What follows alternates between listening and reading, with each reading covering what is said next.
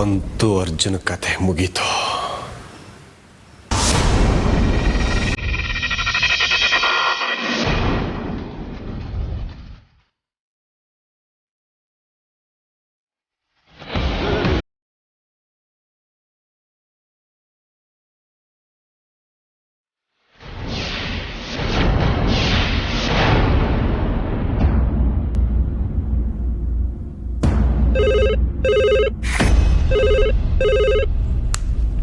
Hello boss, ನೀವು ನನಗೆ ಒಪ್ಸಿದ ಕೆಲಸನ ನಾನು ಮುಗಿಸಿದ್ದೀನಿ. ಇನ್ನು ನನ್ನ ಪೇಮೆಂಟ್ ಸೆಟ್ಲ್ ಮಾಡಿದ್ರೆ ನನ್ನ ಮುಂದಿನ ಕೆಲಸ ನಾನು ನೋಡ್ಕೋತೀನಿ. ದುಡ್ಡಿನ ಬಗ್ಗೆ ಯೋಚನೆ ಮಾಡಬೇಡ. ಮಾತಾಡಿರೋದಕ್ಕಿಂತ ಹೆಚ್ಚಿಗೆ ದುಡ್ಡು ಕೊಡ್ತೀನಿ ನಾನು. ಆದರೆ ಅವನ ಡೆಡ್ ಬಾಡಿ ನೋಡೋ ತನಕ ನನಗೆ ಸಮಾಧಾನ ಇರೋದಿಲ್ಲ. ಅವನು ಸತ್ತಿರೋದನ್ನು ಕನ್ಫರ್ಮ್ ಮಾಡಿಕೊಂಡು ಆ ವಿಡಿಯೋನ ಕಳಿಸಿ ಅಲ್ಲಿಂದ ಹೊರಟು ಬಾ ನೀನು. ನಿನ್ನ ದುಡ್ಡು ರೆಡಿ ಇರುತ್ತೆ. ಆಯಿತು ಬಾಸ್, ನೀವು ಹೇಳ್ದಾಗೆ ಮಾಡ್ತೀನಿ. ಹಾಂ,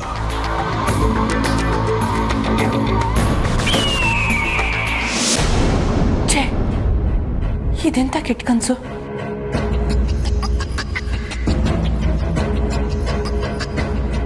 ಅರ್ಜುನ್ ಅವ್ರಿಗೇನಾದ್ರೂ ಅಪಾಯ ಆಗಿರ್ಬೋದಾ? ಕನಸುಗಳು ಮುಂದಿನ ಘಟನೆಗಳ ಸೂಚನೆಗಳು ಅಂತ ಹೇಳ್ತಾರೆ.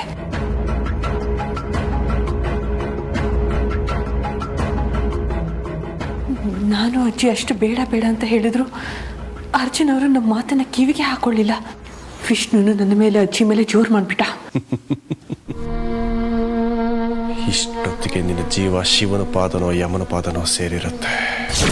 ಇವತ್ತು ನಾನು ನೆಮ್ಮದಿಯಾಗಿ ಮಲ್ಕೊಳ್ತೀನಿ, ನೆಮ್ಮದಿಯಾಗಿ.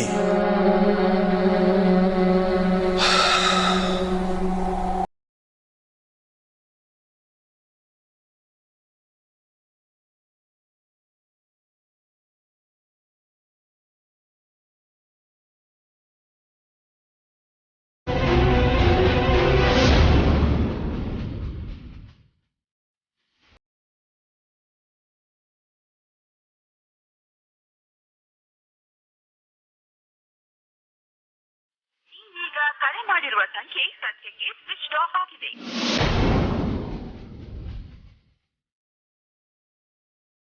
ನೀವೀಗ ಕರೆ ಮಾಡಿರುವ ಸಂಖ್ಯೆ ಸದ್ಯಕ್ಕೆ ಸ್ವಿಚ್ ಆಫ್ ಆಗಿದೆ. ದಯವಿಟ್ಟು ನಂತರ ಮತ್ತೊಮ್ಮೆ ಪ್ರಯತ್ನಿಸಿ. The number you have called is switched off. Please try again later. ಇದೇನಿದು? ನಂದವ್ರ ನಂಬರ್ ಬೇರೆ ನನ್ನ ಹತ್ರ ಇಲ್ಲ. ಈಗೇನ್ ಮಾಡೋದು?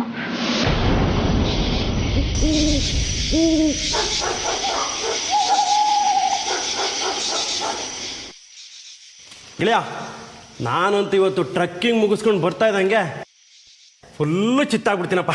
ಸ್ಲೀವ್ಲೆಸ್ ಬನಿಯನ್ ಬೇರೆ ಹಾಕ್ಬಿಟ್ಟಿದ್ದೀನಿ. ಈ ಚಳಿನ ತಡ್ಕೊಳಕ್ಕೆ ಆಗ್ತಾ ಇಲ್ಲ. ನಾನು ಅಷ್ಟೇ ಫುಲ್ ಬೇರೆ ಬಿಟ್ಕೊಳ್ತೀನಿ. ಅಯ್ಯೋ ಚೈಲ್ಡು, ಅಲ್ಲ ಕಣೋ, ಈ ವೆದರ್ಗೆ ಬಿಯರ್ ಬಿಟ್ಕೋತಾನಂತೆ. ಬಿಯರ್ ಎಲ್ಲ ವರ್ಕೌಟ್ ಆಗಲ್ಲಮ್ಮ. ಹಾರ್ಸ್ ರಮ್ಮು ಓಡ್ಕನೋ ಇದ್ರೆ ವರ್ಕೌಟ್ ಆಗುತ್ತೆ ನೋಡಪ್ಪ. ಏಯ್, ಏನೋ ನಿನ್ನ ಚೈಲ್ಡ್ ಅನ್ಬಿಟ್ಟ ಅವನು. ಇದು ನನಗೆ ಇನ್ಸಲ್ಟ್ ಅಪ್ಪ. ನೋಡು, ರಮ್ಮೋ ವಿಸ್ಕಿನೋ ನೀನು ಏರ್ಸ್ಲೇಬೇಕು. ನನ್ನ ಜವಾಬ್ದಾರಿ. ನೀ ಏನು ಬೇಕಾದ್ ಮಾಡು. ಹಂಗಂತೀಯ? ಸರಿ ಬಿಡು, ಫಿಕ್ಸ್. ಇದು ಕಣಲ್ಲ ಗಂಡಸ್ರಾಡೋ ಮಾತು ಅಂದರೆ. ಏನೋ ಇದು, ನಮ್ಮ ಹೀರೋ ಎಷ್ಟೊತ್ತಾದರೂ ಬರಲಿಲ್ಲ. ಏಯ್, ಯಾಕೋ ಯಾವಾಗಲೂ ಅವ್ನು ಹಿಂದೆನೇ ಬಿದ್ದಿರ್ತೀಯ? ಒಂದೆರಡು ನಿಮಿಷ ಇರು, ಬರ್ತಾನೆ. ಬರ್ತಾನೆ. ನಮ್ಮ ದೇವ್ರ ಸತ್ಯ ನಮಗೆ ಗೊತ್ತಿಲ್ವೇನೋ.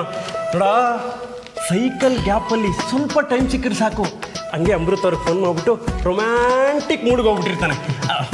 ನಾವೆಲ್ಲ ಈ ಲೈಲಾ ಮಜ್ನು, ರೋಮಿಯೋ ಜೂಲಿಯೆಟ್ನ ನೋಡಿಲ್ಲ. ಆದರೆ ನನಗನ್ಸೋದು ಏನು ಗೊತ್ತಾ, ಹೋದ ಜನ್ಮದಲ್ಲಿ ಲೈಲಾ ಮಜ್ನು ಆಗಿಬಿಟ್ಟಿದವರು ಈ ಜನ್ಮದಲ್ಲಿ ಅರ್ಜುನ್ ಅಮೃತ ಆಗಿಬಿಟ್ಬಿಟ್ಟಿದ್ದಾರೆ ಅಂತ ಅನ್ನಿಸ್ತಿದೆ.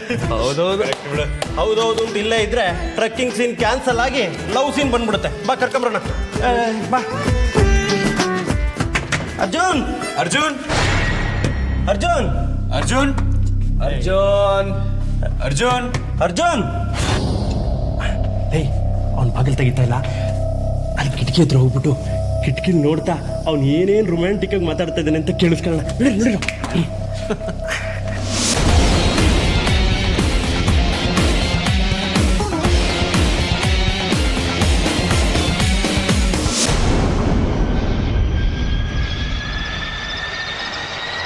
Arjun Arjun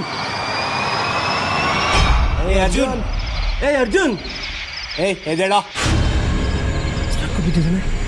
Arjun Arjun Arjun Arjun something is wrong. Manager ಬೇಗ ಕೀ ತಗೊಂಬನ್ನಿ. ಸರ್ ಬೇಗ ಬನ್ನಿ ಸರ್, ಬಾಗಿಲು ತೆಗೀರಿ. ಅರ್ಜುನ್ ಎದ್ದೇಳು. ಅರ್ಜುನ್ ಏನಾಯ್ತು ನನಗೆ? ಅರ್ಜುನ್ ಪ್ಲೀಸ್ ಮಾತಾಡೋ. ಅರ್ಜುನ್ ಸರ್ ಇಲ್ಲಿ ನೋಡಿ ಸರ್, ನಮ್ಮ ಅರ್ಜುನ್ಗೆ ಏನೋ ಕಚ್ಚಿದೆ ಸರ್, ಅದಕ್ಕೆ ಸರ್ ಅವನು ಅನ್ಕಾನ್ಸಿಯಸ್ ಆಗಿ ಬಿದ್ದಿದ್ದಾನೆ ಸರ್. ಬೇಗ ಡಾಕ್ಟ್ರಿಗೆ ಫೋನ್ ಮಾಡಿ ಬೇಗ ಬರಕ್ಕೆ ಹೇಳಿ ಸರ್, ಪ್ಲೀಸ್ ಸರ್. ಅರ್ಜುನ್ ಏನಾಯ್ತು? ಎದ್ದೇಳು ಅರ್ಜುನ್.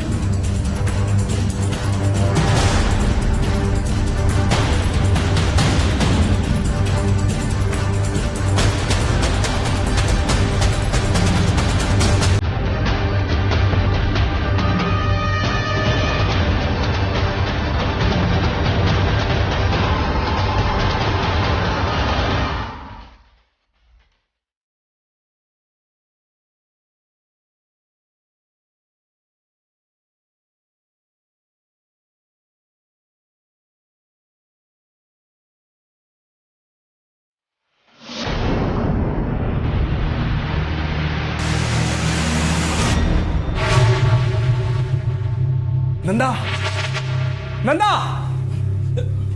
ಹೇಯ್ ಏನಾಯ್ತು? ಯಾಕಂಗೆ ಕಿರ್ತಾ ಇದೆಯಾ? ಅಲ್ಲಿ ನೋಡು. ಏನೋ ಇದು ಜೇಡ ಇಷ್ಟೊಂದು ದೊಡ್ಡದಾಗಿದೆ. ಇದೆ ಅರ್ಜುನ್ ಕಚ್ಚಿರೋದು, ಅದಕ್ಕೆ ಅವನು ಅನ್ಕಾನ್ಶಿಯಸ್ ಆಗಿರೋದು. ಜೇಡ ಕಚ್ಚಿದ್ರೆ ಯಾರಾದ್ರೂ ಅನ್ಕಾನ್ಸಿಯಸ್ ಆಗ್ತಾರೇನೋ? ಇದು ಟೊರೆಂಟಲ್ ಅನ್ನೋ ಜೇಡ ಕಣೋ. ಇದ್ರ ವಿಷ ಆ ಕಾಳಿಂಗ ಸರ್ಪದ ವಿಷಕ್ಕಿಂತ ತೀಕ್ಷ್ಣವಾಗಿರುತ್ತೋ. ಹಾಗಾದ್ರೆ ಮೊದಲು ಅದನ್ನು ಹೊಡೆದು ಸಾಯಿಸು.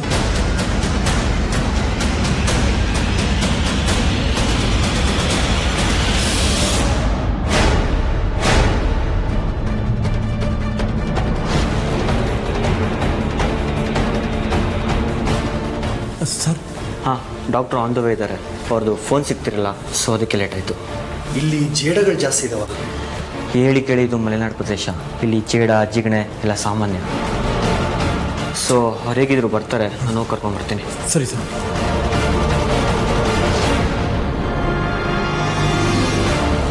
ಏನು ಮಾಡೋದೀಗ?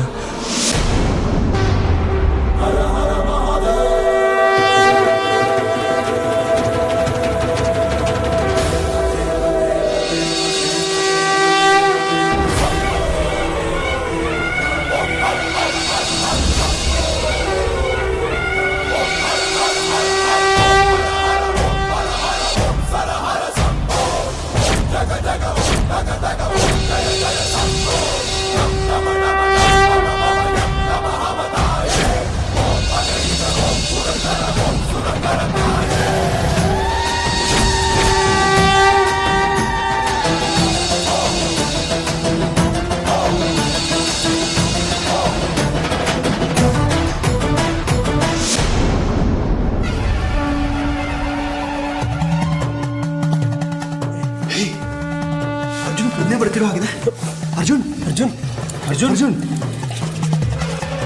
ಅಬ್ಬಾ, ಅರ್ಜುನ್ ತೀರಾ ಪ್ರಾಣಾಪಾಯ ಇಲ್ಲ.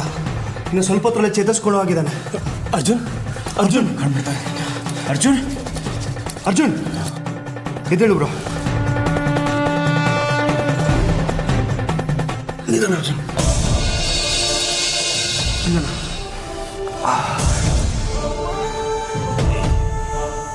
ನಾನು ಯಾಕೋ ಇಲ್ಲಿ ಮಲಗಿದ್ದೀನಿ, ನೀವಲ್ಲ ಯಾಕೆ ಇಷ್ಟೊಂದು ಟೆನ್ಷನ್ ಆಗಿದ್ದೀರಾ? ಅಲ್ಲಿ ನೋಡು.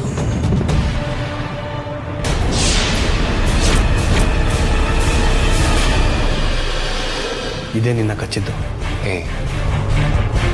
ಇದು ಟೊರೆಂಟಲ್ ಸ್ಪೈಡರ್ ಅಲ್ವಾ? ಹೌದು. ಏನು ಇದು ನನ್ನ ಕಚ್ಚಿದ? ಹೌದು. ಇನ್ನೂ ನಾನು ಬದುಕಿದ್ದೀನಾ? ಹೇಗೋ ಸಾಧ್ಯ?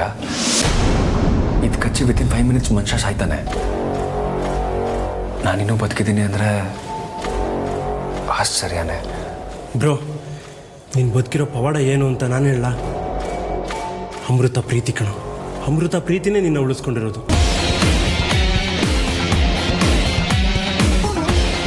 ಪ್ರೀತಿಗಿರೋ ಶಕ್ತಿ ಯಾವ ದೇವ್ರಿಗೂ ಇಲ್ಲ ಕಣೋ. ಪ್ರೀತಿ ಮಾಡೋ ಪವಾಡನ ಯಾವ ಅವಧೂತನೂ ಮಾಡೋಕ್ಕಾಗಲ್ಲ. ಇರ್ಬೋದು, ಆದರೆ ಇದು ಆಫ್ರಿಕಾ ಖಂಡದಲ್ಲಿರೋ ಜೇಡ. ನಮ್ಮ ದೇಶದಲ್ಲಿ ಇದು ಇಲ್ಲವೇ ಇಲ್ಲ. ಆದರೂ ಕಾಳಿಂಗಪುರಕ್ಕಿದು ಹೇಗೆ ಬಂತು? ಅದು ನನ್ನ ರೂಮ್ಗೆ.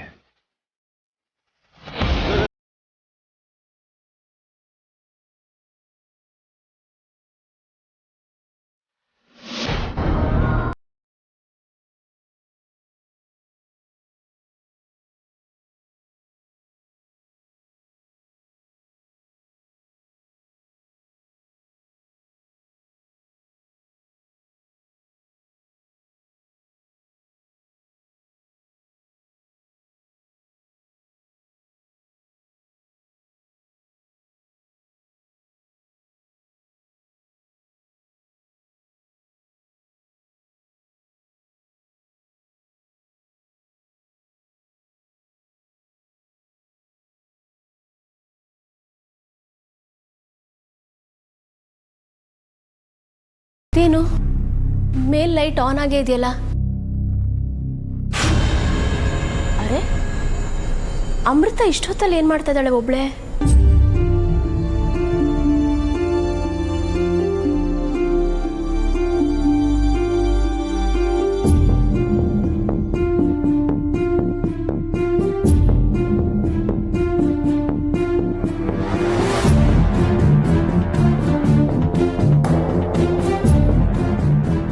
ಅಮೃತ, ಅತ್ತೆ. ಅಮೃತ ಯಾಕಮ್ಮ ಇಲ್ಲಿ ನಿಂತಿದ್ಯಾ? ನಿದ್ದೆ ಬರ್ಲಿಲ್ವಾ? ಇಲ್ಲ ಅತ್ತೆ. ಯಾಕೆ, ಏನಾಯ್ತು? ಏನೋ ಕೆಟ್ಟ ಕನಸು. ಯಾರ ಬಗ್ಗೆ? ಅರ್ಜುನ್ ಅವ್ರಿಗೆ ಏನೋ ಅಪಾಯ ಆದಾಗೆ. ಹಾಗೇನೂ ಇಲ್ಲಮ್ಮ, ಅವನು ನಿನ್ನ ಜೊತೆ ಇಲ್ಲ ಅಂತ ನೀನು ಯೋಚನೆ ಮಾಡ್ಕೊಂಡು ಮಲಗಿರ್ತೀಯ, ಅದಕ್ಕೆ ಆ ಥರ ಕನಸು ಬಿದ್ದಿರುತ್ತೆ. ಒಂದು ಕೆಲಸ ಮಾಡು, ಅವನಿಗೆ ಫೋನ್ ಮಾಡಿ ಮಾತಾಡು. ನಾನು ಅರ್ಜುನ್ ಅವ್ರಿಗೆ ಫೋನ್ ಮಾಡಿದ್ದೆ, ಅವ್ರು ತೆಗಿತಾ ಇಲ್ಲ. ಹೌದಾ? ಯಾಕೆ? ಅಲ್ಲಮ್ಮ, ಅವನು ಕಾಳಿಂಗಪುರಕ್ಕೆ ಡ್ರೈವ್ ಮಾಡ್ಕೊಂಡು ಹೋಗಿದ್ದಾನೆ. ಅದೇನು ಇಲ್ಲೇ ಹತ್ರದಲ್ಲಿದೆಯಾ? ಸುಸ್ತಾಗಿರಬೇಕು, ಅದಕ್ಕೆ ಅವ್ನು ಫೋನ್ ತೆಗಿತಾ ಇಲ್ಲ. ನೋಡು, ನೀನು ಇಷ್ಟಕ್ಕೆಲ್ಲ ಗಾಬರಿ ಮಾಡಿಕೊಂಡ್ರೆ ಹೇಗೆ? ಅಲ್ಲ, ನಾನು ಗಾಬರಿ ಆಗಿದ್ದಾಗ ನನಗೆ ಸಮಾಧಾನ ಮಾಡ್ತಾ ಇದ್ದವಳು ನೀನು, ಧೈರ್ಯ ಹೇಳ್ತಾ ಇದ್ದವಳು ನೀನು. ಅದೇನೋ ಹೇಳ್ತಾರಲ್ಲ, ಬುದ್ಧಿಗೆಟ್ಟೋ ನಿದ್ದೆಗೆಟ್ಟೋ ಅಂತ ಗಾದೆನೇ ಇದೆಯಲ್ಲ. ನಿದ್ದೆಗೆಟ್ಟರೆ ಬುದ್ಧಿ ನಮ್ಮ ಕೈಯಲ್ಲಿರಲ್ಲ. ನೋಡು, ನಾಳೆ ಬೆಳಗ್ಗೆ ನಾನೇ ಫೋನ್ ಮಾಡ್ಕೊಡ್ತೀನಿ, ನಿನಗೂ ಅವನಿಗೂ ಮಾತಾಡಿಸ್ತೀನಿ, ಸರಿನಾ? ಈಗ ಹೋಗಿ ಮಲ್ಕೋಮ್ಮ, ಹೋಗು. ಸರಿ ಅತ್ತೆ.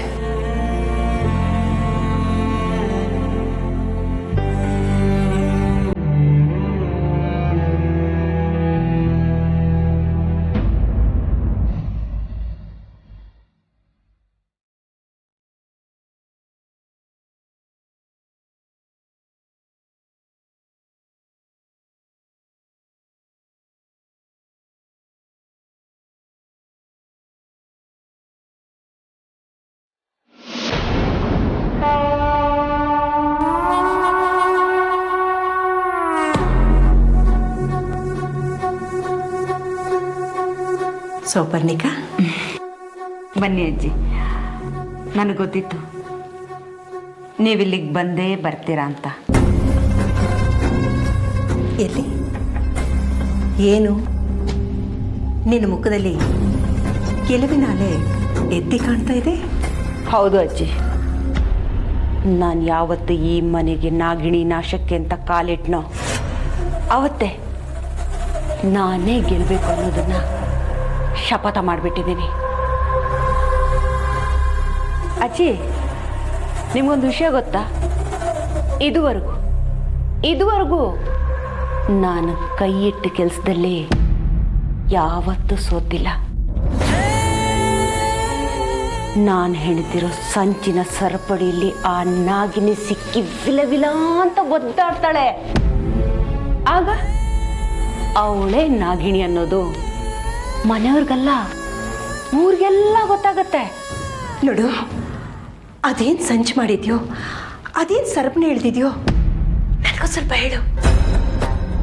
ನಾನು ಕೇಳಿ ಸಂತೋಷ ಪಡ್ತೀನಿ.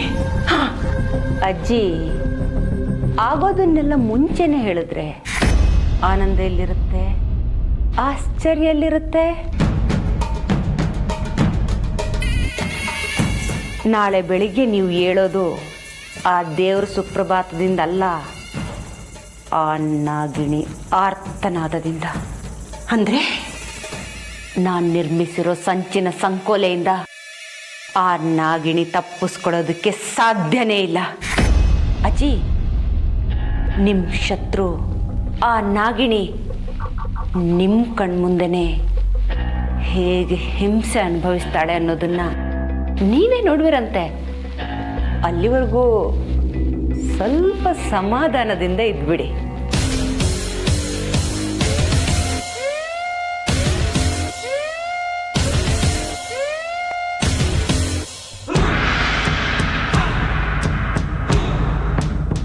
ಆ ನಾಗಿನಿನ್ನ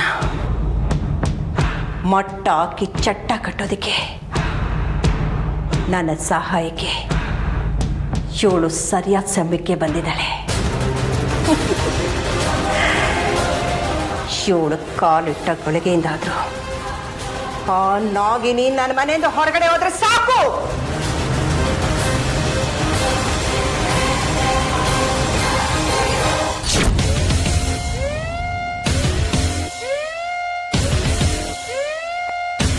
ಸೋಪರ್ಣಿಕ, ಏನದು ಬ್ಯಾಗಲ್ಲಿ? ಅಮೃತನೇ ನಾಗಿಣಿ ಅನ್ನೋದನ್ನ ನಿರೂಪಿಸೋದಕ್ಕೆ ನಾನು ತಂದಿರೋ ಬ್ರಹ್ಮಾಸ್ತ್ರ. ಹೌದಾ? ಏನು ತರ್ಸು?